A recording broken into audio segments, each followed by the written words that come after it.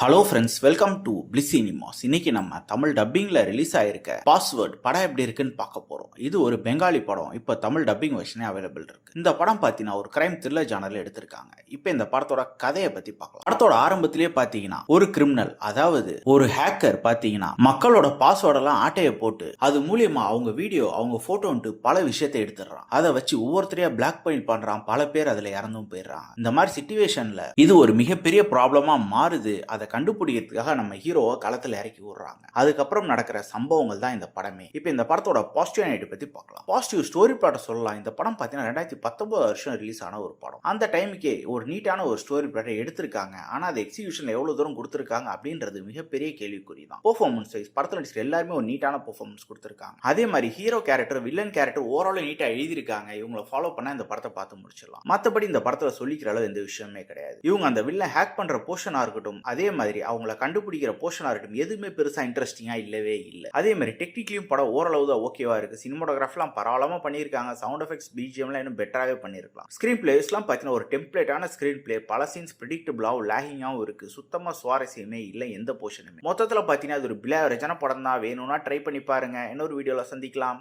Thank you.